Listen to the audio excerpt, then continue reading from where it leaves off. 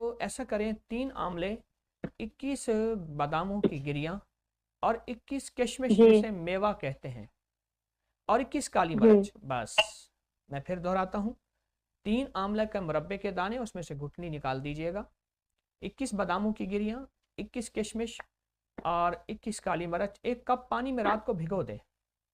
Cup कम से कम आधा kilo पानी हो। सुबह इसको शेक करें, बहुत ज़्यादा बहुत ज़्यादा। अगर पानी और डालने की ज़रूरत है या दूध डालने की ज़रूरत है, दूध डाल दें।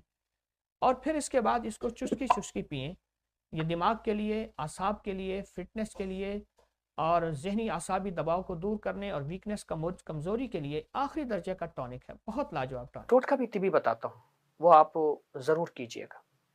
होता यह है कि बाद लोगों को ना दिमागी खुश्की, आसाबी कमज़ोरी, पट्ठों की कमज़ोरी होती है और थोड़ी सी भूख, और वैसे भी हम भूख के आदी नहीं है, खाना इतना खाया है कि भूख का मिजाज हमारा ख़त्म हो गया, तो थोड़ी सी भूख से उसकी तबीयत के अंदर बाज़ औक़ात निढाली होती है।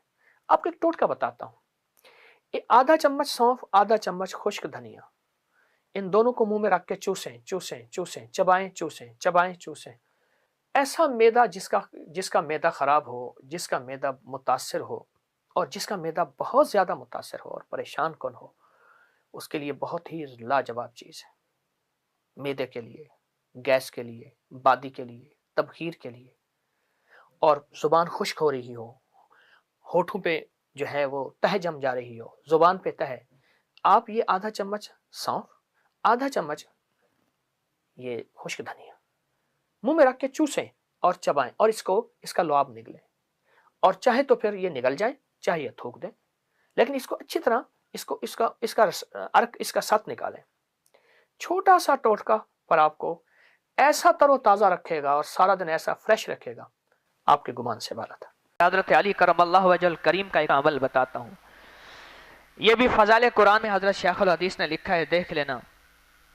बारगाह में तशरीफ़ लाए, अर्ज़ किया, या रसूल अल्लाह सल्लल्लाहु तआला अलैहि वसल्लम, मैं आपके फरमान अहादीस सुनता हूँ, भूल जाता हूँ, कुरान पाक की आयात पढ़ता हूँ, भूल जाता हूँ। इस सिलसिले में मुझे आप कुछ फरमाएं। इस सिलसिले में फरमाएं। तो हाफ़ज़े के बारे में फरमाया तो अल्लाह के हबीब कमली वाले ने फरमाया कि ये अमल करें। वह अमल शब जुमा का अमल है। अजब हाफ़ज़े और याददाश्त के लिए अपनी नस्लों को यह तोहफ़ा ज़रूर दें। आपकी नस्लें बेहतरीन हाफ़ज़ा, 90 साल की उम्र है या 100 साल की उम्र है या 100 से ऊपर है या 100 से नीचे है, हाफ़ज़ा कभी कमज़ोर नहीं होगा, याददाश्त कभी कमज़ोर नहीं होगी। एल्ज़ाइमर्स जो इस वक्त की दुनिया की इंटरनेशनल बीमारी है कि बंदा अपने आप को और अपने घर को और अपने बाप को, अपनी माँ को, अपनी बीवी को, अपने बच्चों को, अपने वजूद को भूल जाता है, ये बीमारी कभी इंशाअल्लाह करीब नहीं आएगी। वो एक बहुत बड़ा तोहफ़ा है। अल्लाह पाक उन पे करोड़ों रहमतें भेजे, हज़रत अली करमल्लाहु वजहुल करीम पे, जिन्होंने आका से अपने हाफ़ज़े की शिकायत की और उम्मत के लिए यह अमल ले लिया। उस क़यामत तक की उम्मत को यह अमल मिला है, क़यामत तक की उम्मत को यह अमल मिलेगा। यह अमल मौजूद है, नेट पे मौजूद है। क्यों जी मौजूद है? मौजूद है, हमारी वेबसाइट पे मौजूद है। आप उसी वक्त अभी चेक करें और उसको करें, अपनी नस्लों को सिखाएं, अपनी नस्लों को सिखाएं, अपनी औलाद को सिखाएं। उसमें 4 सूरतें हैं जो पढ़नी होती हैं, और अगर कोई बंदा वो 4 सूरतें हिफ्स नहीं, उसको याद और नहीं पढ़ सकता, तो हर सूरत में सूरत कुल वल्लाह मिलाए और सलाम के बाद वो 4 सूरतें इस नीयत से देख कर पढ़े कि इंशाअल्लाह मैंने इसको हिफ्स याद करना है, अमल पूरा हो जाएगा। हाफ़ज़े वाला अमल ये अपनी नस्लों के लिए करें, नस्लों के लिए करें और बहुत तवज्जो से करें। इस हाफ़ज़े वाले अमल के अंदर बड़ी ताकत और तासीर है। ज़हन के लिए, याददाश्त, मेमोरी के लिए बहुत कमाल का अमल है, कमाल का अमल है ये हाफ़ज़े का अमल। इसको अपनी ज़िंदगी का साथी बनाएं।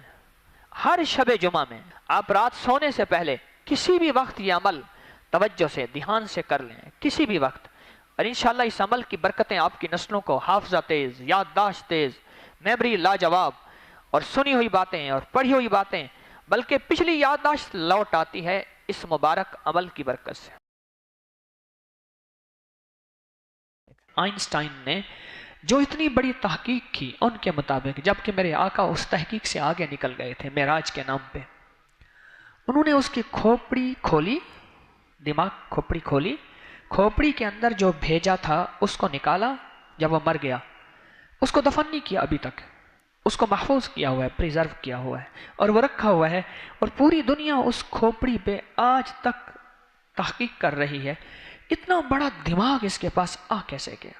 میں رب کعبہ کی قسم کہتا ہوں، مدینے والے کا غلام جس کا اندر روشن ہو گیا ہو، اس کے سامنے 70,000 آئنسٹائن قربان کر دیے جائیں کہ اس کا دماغ، دل اور روشن اتنا ہوتا ہے، اور اس کے سامنے کائنات اور کائنات کی سارے نظام اتنا کھلتا ہے کہ وہ اس دماغ تک وہ پہنچ ہی نہیں سکتے.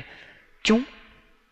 سائنس ایک بات کہتی ہے، وہ کہتی ہے کہ جو ہمارا دماغ ہے اس دنیا کے لیے نہیں ہے، خربوں اس میں سیلز ہیں، اور انسان اپنی زندگی کا آخری ذہین آدمی ہو، بیدار مغز ہو، دنیا کا عقل مند ترین شخص ہو، اور دنیا اس کی عقل، اس کے ہوش و حواس کی مثالیں دیتی ہو، اس کی سمجھ اور اس کے عقل کی دلیلیں دیتی ہو. وہ زیادہ سے زیادہ اپنے دماغ کا 10% استعمال کرتا ہے، باقی جتنا لایا تھا اتنا واپس لے جاتا ہے موت کے نام پہ. تو پھر یہ اتنا بڑا دماغ اللہ نے جس کے اندر خربوں کائنات ہیں، سیلز نہیں ہیں، کائنات ہیں، کہکشائیں، گلیکسیز ہیں، خربوں اربوں نہیں، خربوں. یہ پھر کیوں لایا تھا؟ یہ ایک اور دنیا کے لیے بنا ہے، ایک اور دنیا کے لیے. روح کی دنیا ہے جو اتنی بڑی وسیع ہے، جو اتنی زیادہ بہت بڑی کہ میرے آپ کے گمان، خیال، احساس سے بالاتر ہے. جتنا ہماری نظر جا کے نا اس نیلے آسمان کی تہ پہ جا کے ٹک جاتی ہے، اور یہ ہماری نظر جو نیلے آسمان پہ جاتی ہے تہ پہ، یہ میلوں سے میلوں دور ہے، سینکڑوں میل پہ جا کے ہماری نظر ایک پل میں پہنچتی ہے. روشنی کی رفتار، روح کی رفتار 1,86,000 میل فی سیکنڈ. 1,86,000 یعنی 1,86,000 میل، کلومیٹر نہیں، فی سیکنڈ. ایک پل میں ایسی نظر جاتی ہے. اور ولایت کی نگاہ، روح کی دنیا، اندر کی بیداری اتنی تیز ہوتی ہے کہ ایسے جاتی ہے اور ایسی پوری کائنات کی سیر کر لیتی اور پوری کائنات کا ارک نکال لیتی ہے اور پوری کائنات کا نچوڑ بن جاتی ہے. اور یہ چیز اس وقت ہوتی ہے جب اس روح کی دنیا کے پیچھے پڑیں، اندر کے جسم کے پیچھے پڑیں.